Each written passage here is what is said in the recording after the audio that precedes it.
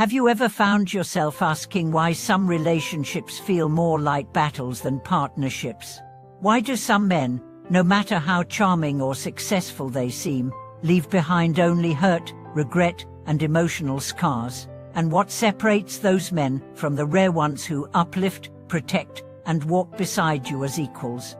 Welcome back to the channel. It's always an honor to have you here, especially when we are diving into something as real and emotionally charged as this. Today, we are going to explore a topic that touches so many lives, yet is rarely spoken about with the depth and honesty it deserves. We are going to talk about men, love, pain, and the often misunderstood idea of what makes a man truly worthy of being called a great husband. This isn't about perfection. It's about presence. It's not about providing everything, it's about protecting what matters most: trust, peace, and mutual respect. Let's begin by understanding the root of pain in so many relationships. It doesn't start with violence. It doesn't begin with betrayal. It often begins quietly, with a man who doesn't listen, who invalidates your emotions, who makes you feel small in ways that are hard to explain. Over time, those small wounds become large cracks, and by the time you realize something is wrong, the relationship is already heavy with resentment, silence, and emotional distance. So why do some men only bring pain? It starts with emotional immaturity. A man who hasn't done the work to understand himself cannot possibly understand or support someone else. He might be successful in his career, socially confident, and outwardly composed, but inside, he is reactive, insecure, and driven by ego. And when conflict arises, as it inevitably does, he doesn't lean in. He shuts down, lashes out, withdraws, or blames. Painful men are often not evil, they're unevolved. They were never taught how to love in a way that honors another person's full humanity. But here's the truth. Being broken is not an excuse for breaking others. There comes a time when every man must choose: repeat the pain of his past, or rise above it. That choice separates the painful from the powerful, the boy from the man, the partner from the predator. And now, let's shift to the other side. What makes a truly great husband? It's not grand gestures, it's consistency. It's not flowers on anniversaries, it's emotional safety every day. A great husband isn't just someone who loves you when things are easy. He's someone who shows up when things are hard. Who sees you not just your beauty, your accomplishments, your charm, but your fears, your flaws, your past. And he chooses you anyway. A great husband listens without trying to fix, holds space without rushing you, supports your dreams without competition. He doesn't diminish himself, but he also never asks you to shrink for his comfort. There's a man I once knew named Though. He wasn't wealthy, he didn't have a fancy job. But his wife always said, "I've never doubted for a second that I was safe with him." And that's the key. Safety, not just physical, but emotional and psychological.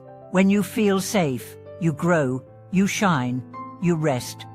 Theo was the kind of man who knew that leadership in a relationship doesn't mean dominance, it means service. It means being a foundation, not a roof. Holding up, not holding down.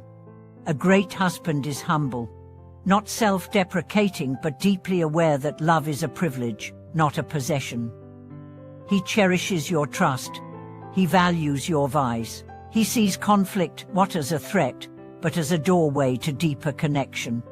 So how do you recognize this kind of man? Watch how he treats people who can do nothing for him. Watch how he talks about his mother, not just in words, but in tone. Watch whether he listens to understand or to respond. Watch how he behaves when you say no, when you set a boundary, when you cry. A great husband isn't perfect, but he's accountable. He doesn't gaslight. He doesn't deflect. When he messes up, and he will, he apologizes, he learns, he changes. And here's something rarely said. A great man does not need you to make him feel like a man. His masculinity is not fragile. Your success does not threaten him. Your independence does not offend him. In fact, he celebrates it because he knows that love is not about control, it's about contribution. Let's talk about healing from the pain some men cause.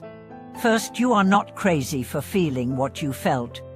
If your intuition whispered that something was wrong, it probably was.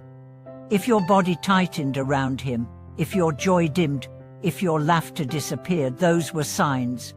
You are not hard to love. You were just loving someone who couldn't receive it.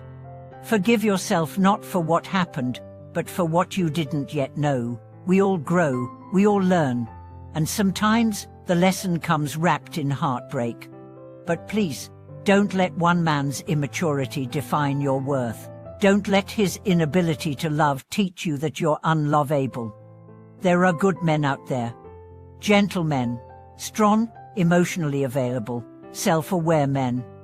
Men who lead with kindness, who communicate with clarity, who desire not just your body but your joy, your peace, your fullness. And here's the beautiful twist. The more you heal, the more you attract those kinds of men, because like recognizes like. As you respect yourself more deeply, you stop entertaining those who disrespect you. As you love yourself more fully, you stop craving love that hurts. So whether you're in a relationship, leaving one, or hoping for one, remember this. Don't settle for a man who only brings you pain. Don't fall for patterns. Don't chase someone who makes you question your worth. You are not asking for too much. You are asking for the basics: kindness, respect, honesty, safety. And if a man calls that too much, he's not enough. To the women who are tired, who've been blamed, ignored, gaslit, abandoned, please know, you deserve better. Not because you're perfect, but because you're human. And to the men watching, this isn't an attack, it's an invitation to rise, to grow, to love better.